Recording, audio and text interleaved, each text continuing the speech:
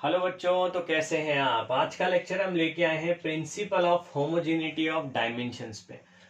Principal of homogeneity of dimension को हम समझें तो ये प्रिंसिपल ऑफ होमोजेनिटी बोलता है कि अगर किन्हीं दो क्वांटिटीज की डायमेंशंस अगर सेम है सो दे विल बी एडेड और सब्सट्रैक्टेड।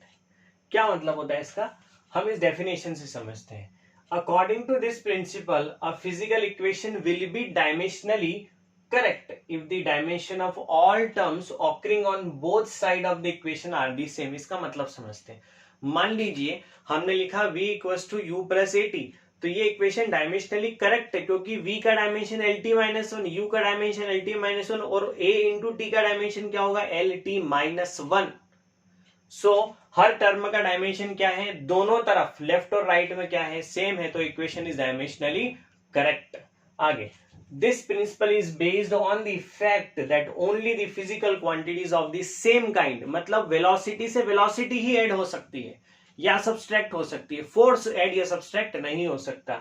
आगे यही लिखा हुआ है, physical quantities of the same kind can be added, subtracted or compared, this thus velocity can be added to velocity not to the force।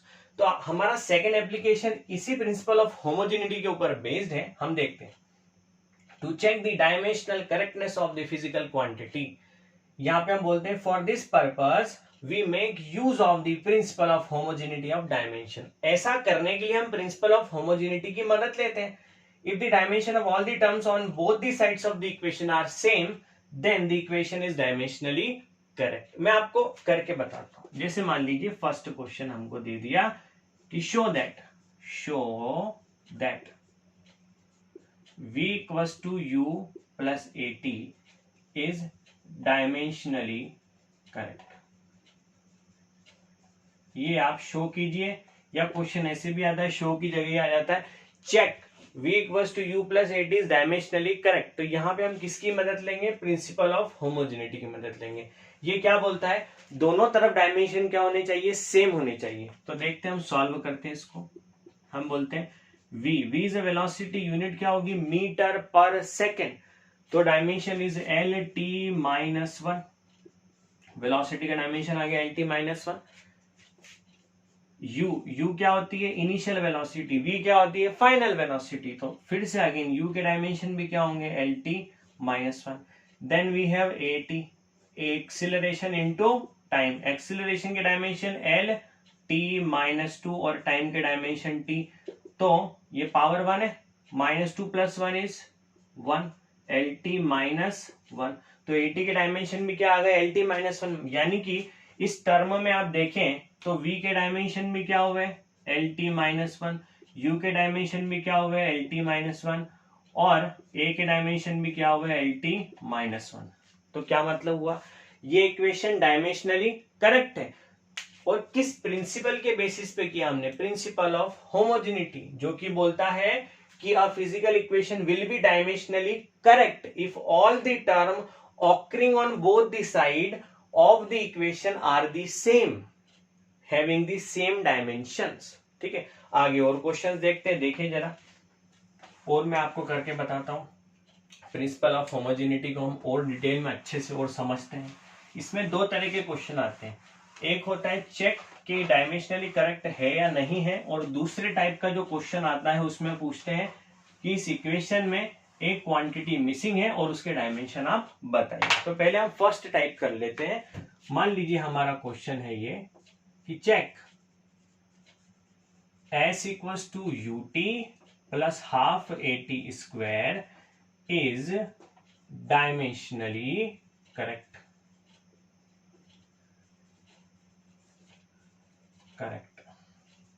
ठीक है, ये हम करके देखते हैं। s equals to u t plus half a t square, s क्या है यहाँ पे डिस्टेंस, हम बोलेंगे यहाँ पे यूजिंग प्रिंसिपल ऑफ होमोजेनिटी।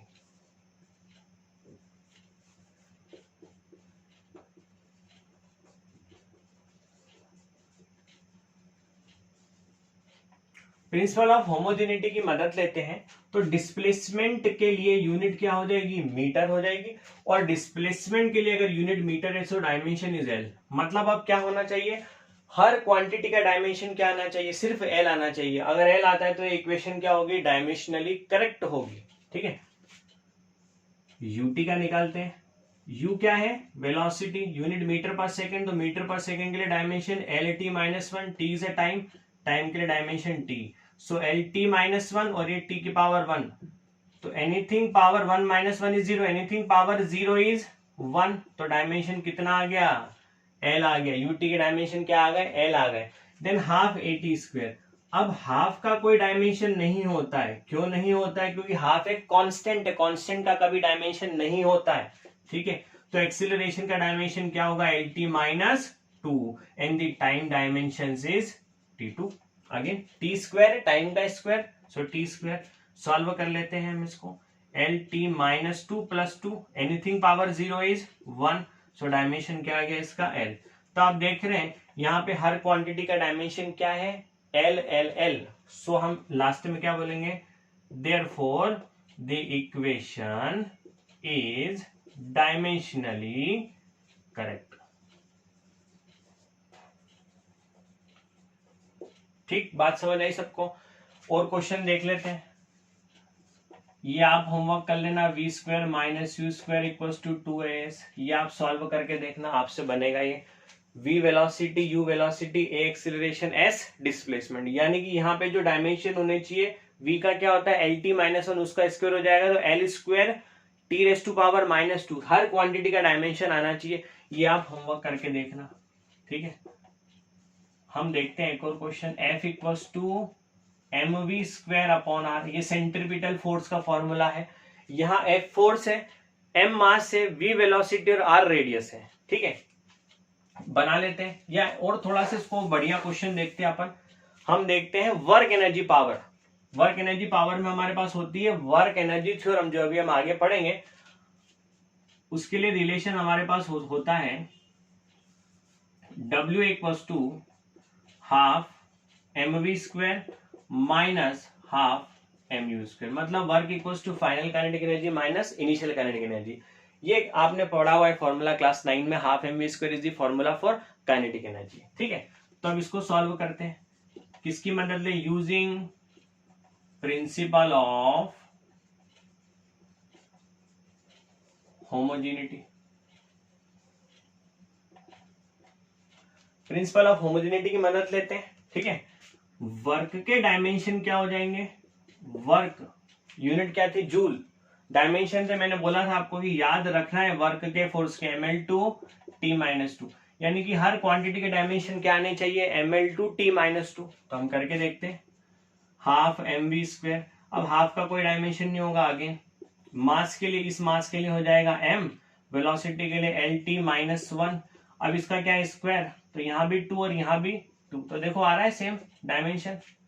ठीक है, वैसे ही हम हाफ एम यू स्क्वायर के लिए कर लेते हैं, half m u square, so this is M L two T minus two. कैसे आया, मास के लिए m, वेलोसिटी के एल टी माइनस वन, उसका square L square T raise to power minus two. So इन तीनों क्वांटिटीज के dimension क्या है, सेम आए, therefore the equation is dimensionally correct. ये इक्वेशन डायमेंशनली करेक्ट है। तो उम्मीद करता हूं आपको ये प्रिंसिपल ऑफ होमोजेनिटी समझ आ गया होगा, और कैसे हम किसी भी फिजिकल क्वांटिटी को डायमेंशनली चेक कर सकते हैं कि वो करेक्ट है या नहीं है। ठीक है, आगे हम देखते हैं सेकेंड टाइप ऑफ न्यूमेरिकल इसी में।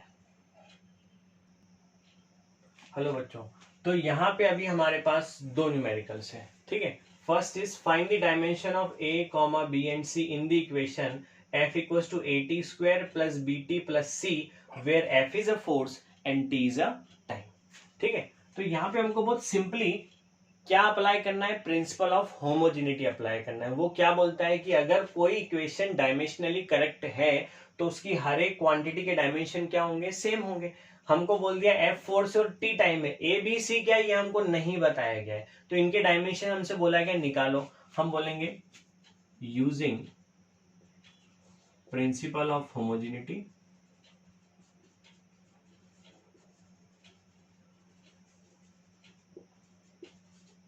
dimensions of both the sides will be same, दोनों तरफ डायमेंशन क्या होंगे, सेम होंगे। सबसे पहले हम बोले फोर्स का डायमेंशन क्या होगा, फोर्स का डायमेंशन होगा MLT-2, this is the dimension of force. आगे AT स्क्वायर का डायमेंशन क्या होगा, जरा देखिए, किसके बराबर होगा डायमेंशन, फोर्स के बराबर। क्यों, क्योंकि ये इक्वेशन क्या है, डायमेंशनली करेक्ट। हमने देखा था कि V equals to U plus AT, तो V का भी वही डायमेंशन था जो U का था, और जो U का था वही किसका था, AT का भी था। तो AT स्क्वायर का डायमेंशन क्या हो जाएगा, जो फोर्स का है, दैट इज MLT-2। अब हम देख लेते हैं A का डायमेंशन हमको निकालना है, टाइम के लिए डायमेंशन क्या होगा, T होगा। सो this is T square. Now this is MLT-2, ठीक है।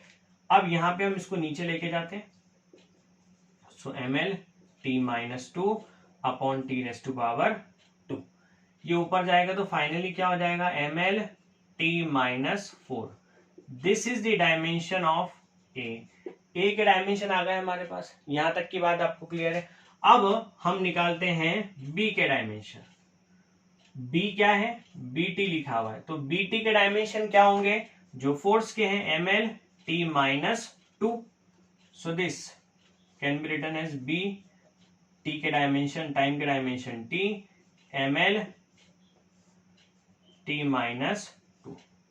तो यहां से हमारे पास B का डायमेंशन क्या हो जाएगा, MLT-3। कैसे, ये T नीचे जाएगा, ऊपर आने के बाद पावर नेगेटिव, MLT-3। यहां पे हम निकाल लेते हैं C के डायमेंशन, ठीक है।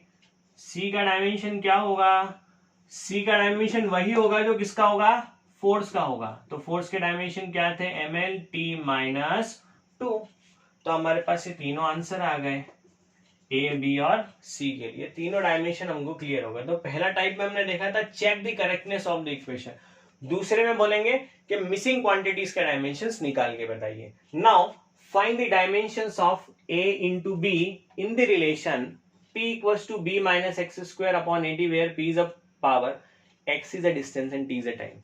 ये नीट लेवल का न्यूमेरिकल है, ठीक है। देखिए यहाँ पे ध्यान से, अब आपने अभी तक तो सारी क्वांटिटी बहुत सिंपल दिख रही थी, यहाँ पे आप उलझ गए होंगे कि B माइनस एक्स स्क्वायर का डायमेंशन कैसे निकाले। तो जैसा हमने प्रिंसिपल ऑफ होमोजेनिटी में पढ़ा था, क्या पढ़ा था वहां पे, हमने ये पढ़ा था कि जब दो क्वांटिटी के डायमेंशन सेम होते तभी वो ऐड या सब्सट्रैक्ट हो सकती है। तो इसका मतलब क्या हुआ, जो एक्स स्क्वायर के डायमेंशन होंगे वही किसके डायमेंशन होंगे, B के। तो B का डायमेंशन क्या आ जाएगा, x किस में है, x इज ए डिस्टेंस, तो डिस्टेंस का डायमेंशन क्या होता है, L। So this is L square. तो यहां से हमको किसका डायमेंशन मिल गया, B का डायमेंशन मिल गया। बात हुई अब AT की, B का डायमेंशन हमको मिल गया L स्क्वायर, हमको किसका डायमेंशन निकालना है, A इंटू B का। तो B का डायमेंशन हम निकाल चुके हैं, अब A का डायमेंशन निकालना है। इसके लिए क्या करें हम, देखिए ये हमारे पास रिलेशन है P equals to B minus x square upon AT। इसको डायमेंशंस में लिख लेते हैं, पावर का ML2T-3, याद करो जूल इंटू सेकेंड के लिए डायमेंशन क्या था, ML2T-3। अब कुछ बच्चे बोलेंगे, बोले सर B का एक डायमेंशन लिख दो L स्क्वायर और X का लिख दो L स्क्वायर और दोनों का आपस में कैंसिल कर दो तो यहाँ हो जाएगा 0।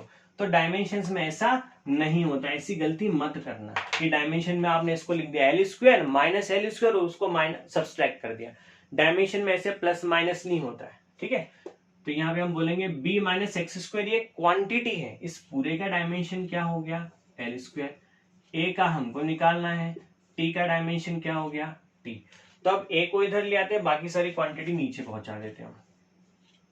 सो this is L square upon ML2T-3 into T। Finally A के डायमेंशन क्या हो जाएंगे, अब देखो L स्क्वायर से L स्क्वायर कैंसिल हो गया, M रेज़ टू पावर -1 ऊपर गया, ये T-3 और +1 ये -2 हो गया, -2 ऊपर जाके क्या होगा, +2। दिस इज T2, ये T2 हो गया। तो फाइनली A इंटू B के डायमेंशन क्या आ गए, A इंटू B के डायमेंशन निकालने हैं हमको। A का डायमेंशन M-1 T2 और B का dimension L2। So this is our answer, ये हमारा आंसर हुआ।